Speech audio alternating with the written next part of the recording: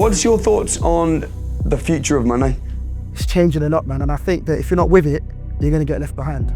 Property expert Tayo Oguntonade. There just needs to be more done to assist people. If you did manage to go mortgage-free, what would you do? How'd you get on TV though? How did that happen? The TV story is a big bit about you don't know who's watching, and the production company had seen the content. Yeah, they literally just liked me. They said, look, we think you could be great for television.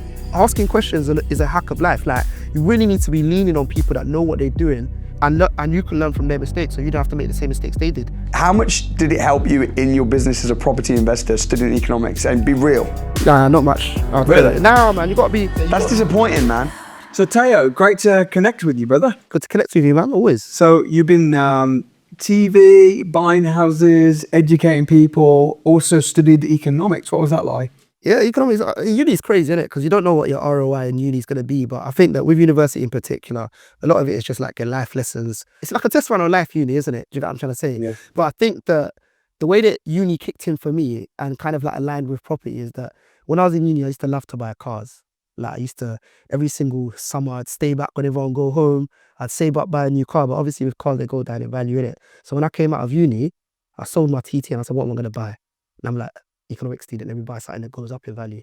And crazy enough, that's how I got into property. You were 22 when you bought your first house? Yeah, 22 when I bought my How first did you home. finance that then? By selling your car? Yeah, sold my car, but also had savings as well. I think I was of the mindset as well, because when you're in uni, you pay for everything, innit? Do you know what I'm trying to say? So when I came out of uni, I had a real job. I worked at Enterprise Rent-A-Car as like a sales rep, basically. So, but I'm making a lot more money than I would make part-time at uni or doing telesales and so on and so forth. So I had that income. But I think one thing that helped as well, and I think that tells part of my story as well, is that I became a mortgage broker shortly after working at Enterprise.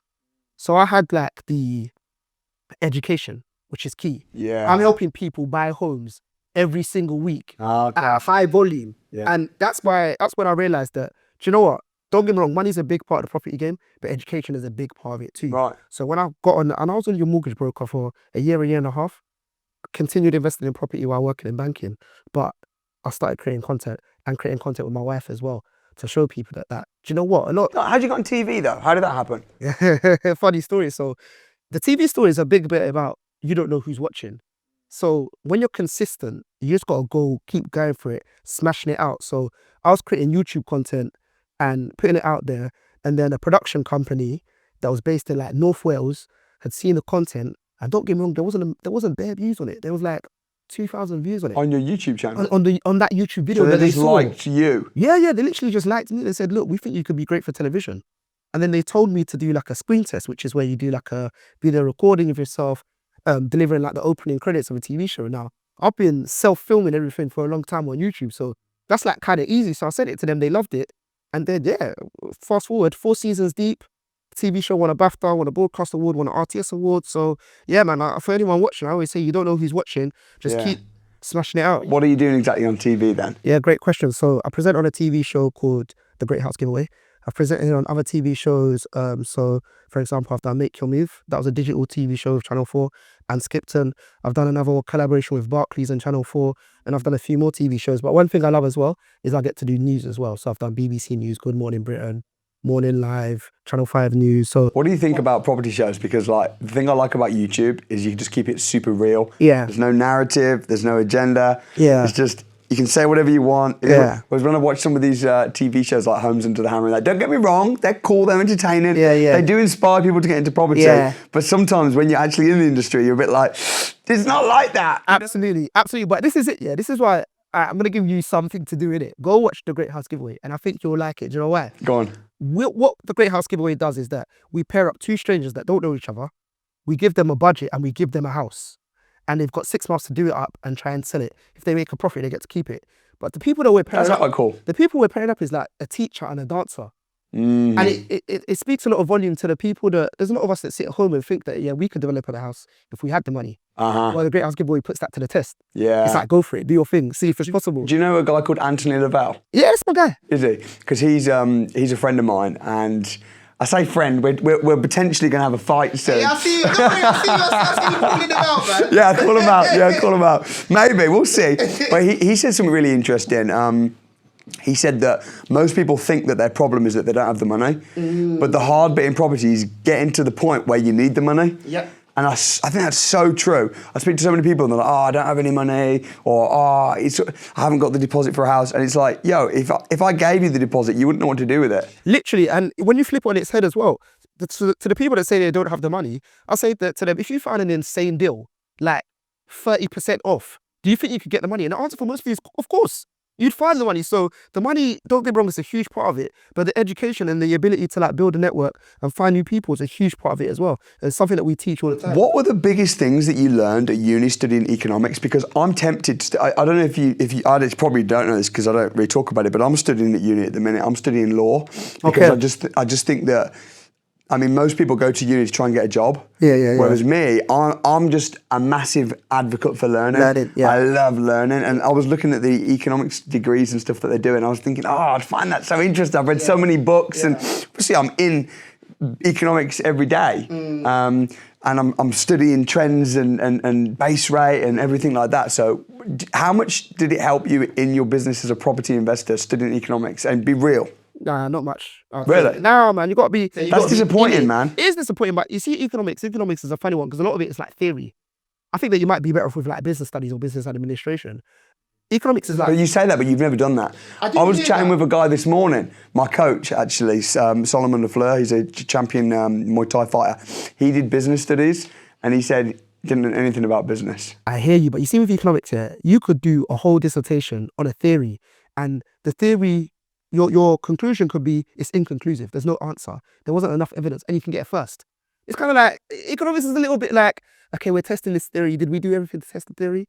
If we did, then do you know like studying all the basics, so like quantitative easing, fractional reserve banking? You do that, but it's a small part of it. It's an element of it, I'd say. Yeah. But I mean, people don't know that though. People don't know the basics of money. Yeah, very true. What's your thoughts on the future of money? It's changing a lot, man, and I think that if you're not with it, you're going to get left behind. Talk to me about that. What do you mean? All right, there is things that will historically stay very, very strong. And I don't want to be biased, but I have to say property, right? Right. Property globally, historically, it's been always like an underlying pillar. Do you get what I'm trying to say? But if you're not paying attention to anything new, and not only in money, but in business as well, like if you're in business and you're saying that I don't want to use AI and things like that, you're going to get left behind.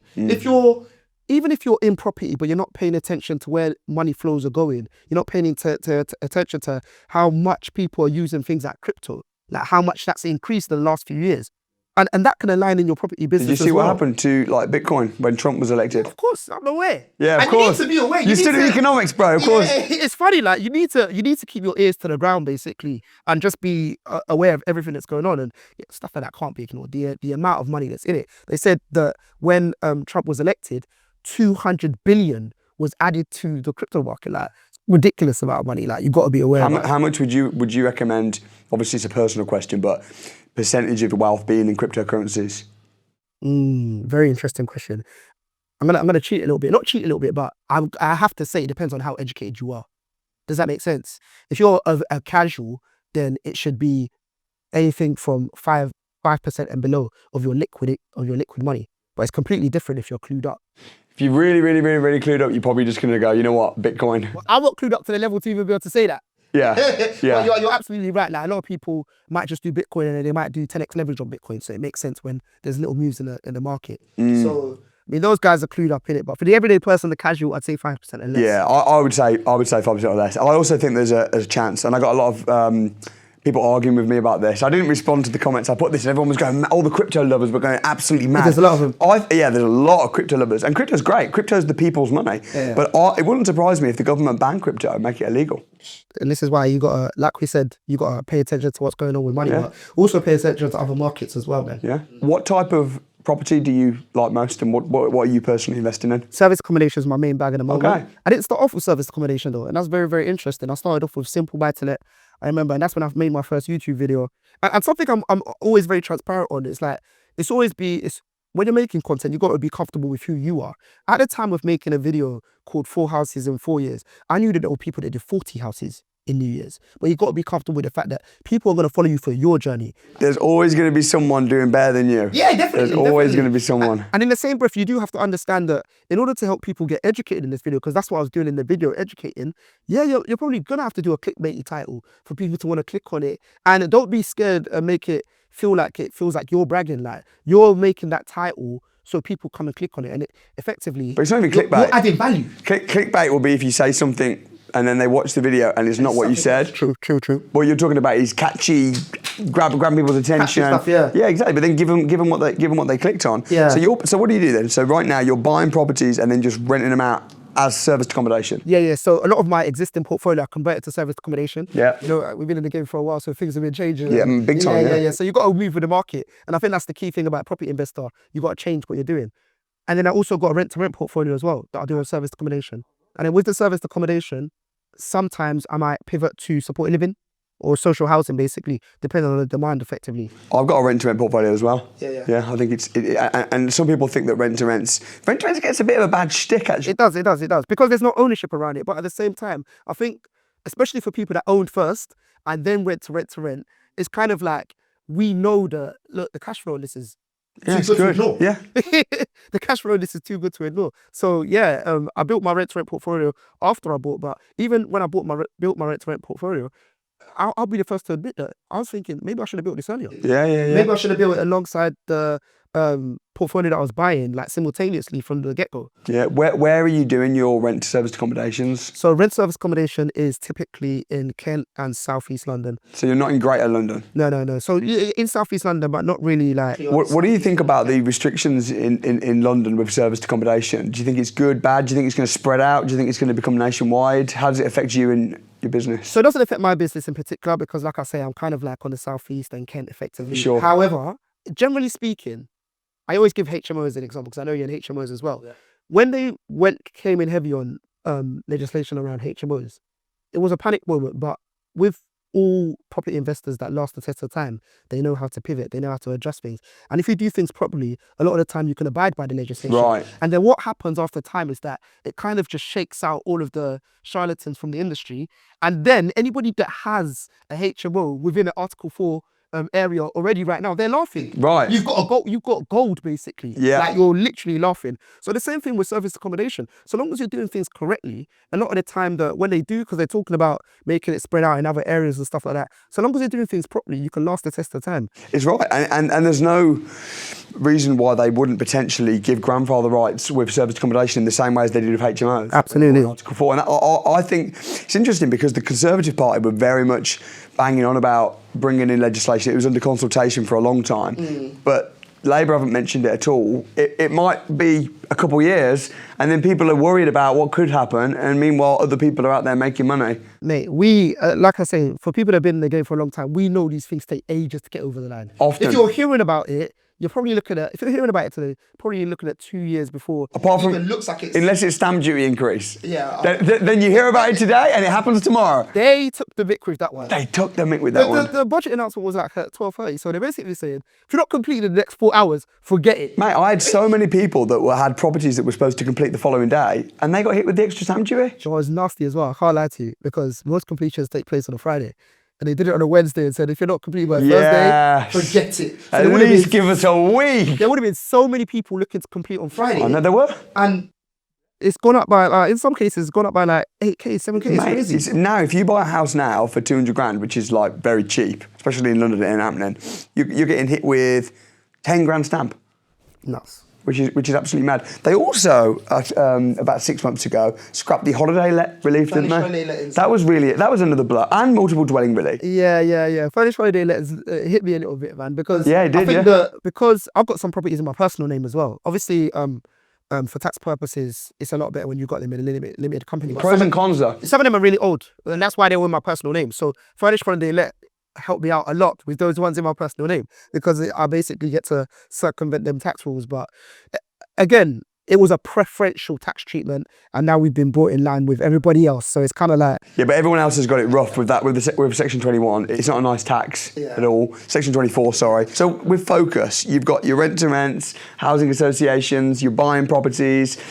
What would you say your main kind of focus is, or do you not? Do you diversify and do you like having it like that? So I diversify and I like having it like that, but I would go as far as saying that my main focus is literally helping people. And it sounds crazy to say, but my first video was 4 houses in 4 years. Yeah, when I started making content, it slowed down my own property acquisitions.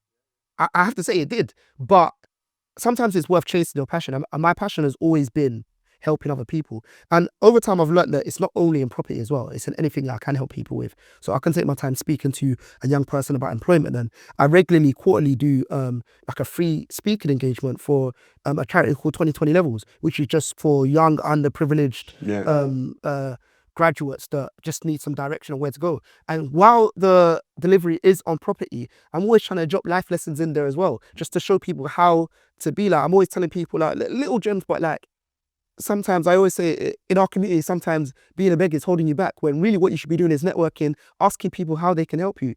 Asking questions is a hack of life. Like, you really need to be leaning on people that know what they're doing, and you can learn from their mistakes, so you don't have to make the same mistakes they did.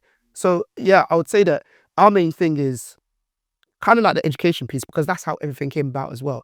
When I say everything after our own property journey, but things like television, things like news, things like brand deals, all of these things came because we created a platform called Bricks with Tips, where we were like, do you know what? We're going to give you free value on how to better your lives and your family lives through property and just financial education. So I'd say that is the crux of everything that we do. And don't get me wrong, we've done a few other bits, but that is like the core. Everything stems from that. Do you invest overseas at all? Not at the moment, no. If I did, maybe Dubai. Okay.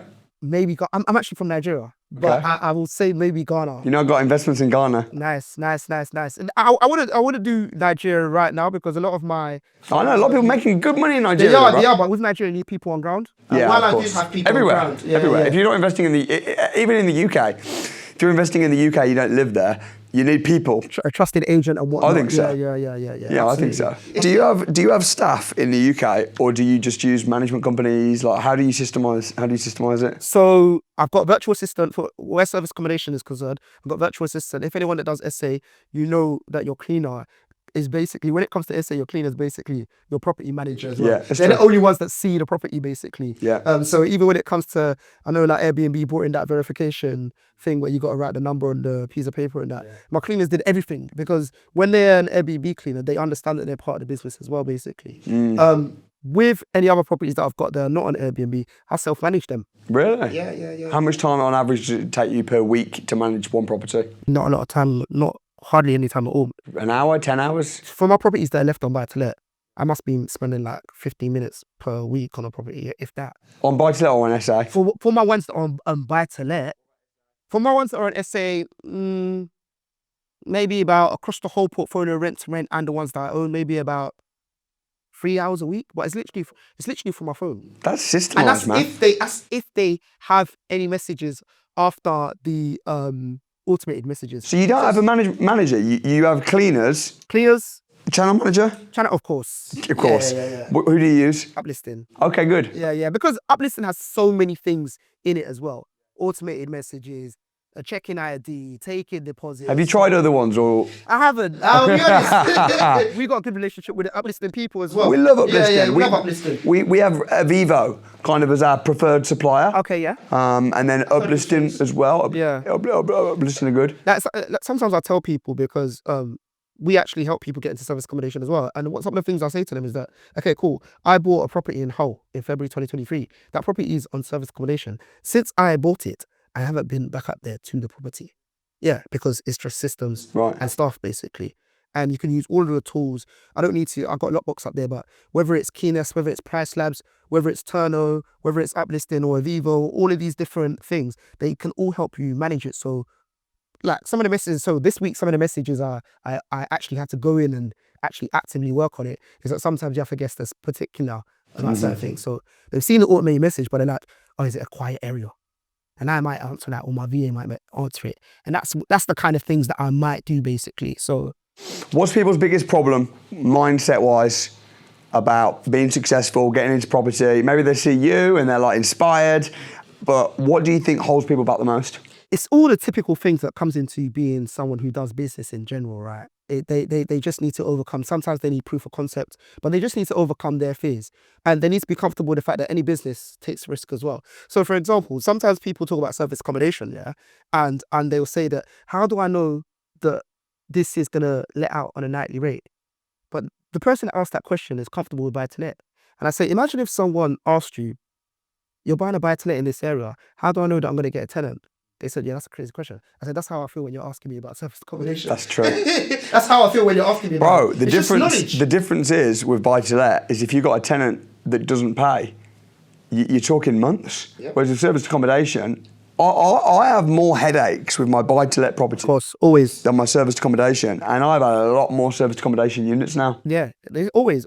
And there's the thing about service accommodation, sorry to say that, if you do have a problem, it's going to end. Because they got another home. Yeah, exactly. Yeah. They got another home. And because this is not their home, they don't have rights. Yeah, they don't have rights either. Yeah, they don't, you can tell them to get off your property. Like there's the. Or you can come with a chainsaw. Yeah, literally. You know, they have to leave. If they're not paying, they are trespassing. Literally.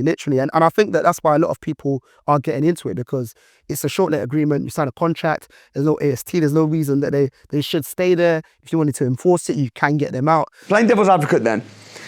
People say that, I've heard a lot of people arguing that serviced accommodation and people like us are bad for the economy because there's a massive shortage of houses, and what we're doing is we're renting houses that should be tenants, first-time buyers. We're renting houses and then we're using them as short stay lets, therefore removing homes to the country. Yeah, I mean, to those people, a lot of the time it's because you'll get judgment if you're profiting from it. Do you get what I'm trying to say? But whenever you profit from something, it's where you added value and where there was a demand for something. So what a lot of people don't know is that when it comes to service accommodation, a lot of the people that are staying might just be contractors that are working in the area. So it's kind of like, so for example, I've got a lot of units in Kent, and a lot of people that stay in my units, they're working on Thames Barrier.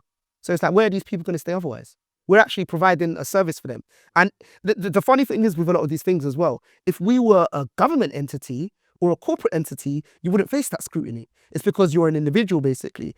Once again, when it comes to service accommodation, as you know, a lot of us pivot into maybe switching that property to social housing, or switching that property to supported living or temporary accommodation. And this is for, serving an area where the government's literally on its knees and they're failing to kind of serve these people. We're the only ones that can do it, because you know when temporary accommodation or supported living comes, sometimes it can be like that. All right, cool, I got a mum and 2 kids that need a place immediately. It's like a buy-to-let landlord can't serve that, because they'd have to evict the tenant. That's going to take 6 months if you're lucky. Do you get what I'm trying to say? Whereas when it comes to service accommodation, it's like, oh yeah, no problem, 48 hours, I'm free. I'll cancel the rest of my diary or move them into another unit, and that unit can be free. And I'm saying that from experience, because those are some of the people that are staying in my properties that were service accommodation first. I totally agree. For me, money is a certificate of thanks, and wherever you're making money, you're adding value. Yep. And ultimately, you can always try and people try and point the finger and make people the bad guys that are making money, but the person that makes the most money is generally the person that's adding the most value. What do you think of Keir Starmer then? It's a thing whereby no matter who's in power, once again with property investors, you just got to learn how to pivot. I just know that any change just means that I have to change as well, basically. Yeah. With some of the things that come in place, increase in stamp duty, obviously that's going to change opinions, but we'll always see a shift in the market. What I think is going to happen is in the short term, maybe some investors are going to pull back, but what the smart investors are going to do, they're just going to start giving in low offers, basically. Yeah. And some of them will cut through as well. But I think that after a while, the effects of that will wear off, because the effects of the 3% surcharge wore off. It just became part of parcel, right? it hurts, but it did become part of parcel. You know what I think is going to happen though? I think that more and more people are going to start doing, number one, getting into commercial property. Yeah. Investing in commercial properties where stamp duty is much lower. And also buying properties that are uninhabitable. Yeah. Where again, you're saving massively on stamp duty. So, in fact, it was almost, for me, the nail in the coffin against normal buy-to-let. Last month, if you bought a house for 300 grand, which is the average house in the UK, and rented it for £1,000 a month, which is the average rent, you ain't making money. Not at all. Now, you're losing money. Yeah, it's crazy. Because of the stamp duty. So I think again, pivoting, I think people are going to be forced to do, but it will be interesting. It's interesting because Labour coming into power is also presenting an opportunity for rent-to-rent operators as well, because landlords in the buy-to-let game, specifically buy-to-let game, they're either exiting the market or they're looking for companies to let to, basically. Yeah. The Renters Reform Act, that's going to make people not want to rent their property out. Yeah. Because a huge part of ownership, in any case, is that you have ownership and you have control. And every single year, more control is being taken over something that you own. So they're kind of thinking that, like, where can I retain that? Or should I get rid of the asset altogether? Yeah. What are you most excited about at the moment then? You got your TV, inspiring people, showing people the way. You got your different businesses, controlling, buying. What are you most excited about? Yeah, I think just conquering different media spaces. I think just getting the message out there. I'm most big about changing lives, man. And I think that we're lucky enough that we've been able to do that through our platform Bricks with Tips, and also through our program Service Accommodation Success. And I think that just more and more of that, because we're actually getting to see people's lives being changed, and whether that's me helping someone buy their first home, or me helping someone build a rent-to-rent portfolio, we're seeing lives change. Why do you think so many rich people and people that have made it and been successful, that they kind of hide away? And that's most people. Most people that break out of the rat race or break out of poverty and get to the top, they then kind of hide away, live a quiet life. Yeah. They're not on YouTube doing videos. They're not. I know the answer to it. It's British culture. Unfortunately, it's just British culture. I always give the example, right? Samuel, if someone came in here and they were from Britain and they were a best-selling author, we have a 30-minute conversation with them. We wouldn't know they're a best-selling author. If someone from America came in, we know in the first 2 minutes. Am I right? Yeah, because America's got that American dream, basically. So they're very comfortable saying what they've done and how they're trying to get to where they want. Whereas in British culture, we're all very not trying to show anyone, and it's seen everywhere, right? Even in like football, like footballers don't want to. We can see their salary on paper, but they're still trying to appear that they're not making that much money. Celebrities, man. Yeah. The celebrities, man, trying to be relatable. Yeah. It's like, or in lockdown, crying in their mansion. Oh, it's so hard. What are you talking about? But I'll just say it as it is. I'll be like, we're in lockdown, but I got a swimming pool, and then people hate. So these people are just desperate to. Yeah, it's a British culture thing, and I think that it's something that you just got to know it exists, right? I saw a tweet the other day. It's a race to the bottom mentality, but you just got to try and break out of that. And one of the best ways to break out of that is just surround your circle with people that are aspirational, people that do want to make a difference, people that celebrate these things. But 100%. But then at the same time, when you're putting yourself out there, I mean, I don't know if have you dealt with criticism? How do you deal with that? Do you take it personal? You block it out. It's very easy to take it personal, but you block it out. It's like I've dealt with criticism. So, for example, the Great House Giveaway is done on daytime television, so that's a daytime show. So a lot of the people that are watching it might not be in work, or they might have retired. So, bro, I'll get random DMs like, "It's 30, not 30." It's like, bro. What's a guy from South London like? Do you know what I mean? Yeah. But yeah, like, or like sometimes if you speak about something aspirational, you might get hate, like, you're taking away from this, you're taking away from that. But sometimes you just got to remember your why. Why do you do what you do? Why do there's more good. There's more people that are positively impacted than people that are negatively impacted. Yeah, exactly. What do you want to be remembered for then? Changing lives, man. And that's not necessarily just through finances. It could be spiritually, it could be physically. I just want to be the person that when you're around me or you hear what I'm saying, you are positively impacted in it. And I'll give an example of that. We've got a property page, my wife and I, right? And I also love it when we get messages or we're stopped on the street and people are like, do you know what? I just love following your content because you're husband and wife with kids and you show us what a family unit's back. Do you know what I'm trying to say? And I'm pretty sure you probably get the same as well. 100%. Do you know what I'm trying to say? So it's just that positive impact, just putting that positive message into the world. I'm very big on my faith as well. So that's a through line through everything I do as well, through podcasts and content and so on and so forth. So yeah, 100%. That's cool, man. Well, bro, I'm looking forward to this evening. You're here at the Academy dinner. Yep. So you're going to be meeting some of the Academy students that are smashing it in property. I'm sure they're going to be excited and inspired to hear from you. Yeah, can't wait. And we'll definitely have to hook up again. So appreciate it, brother. That's all, bro.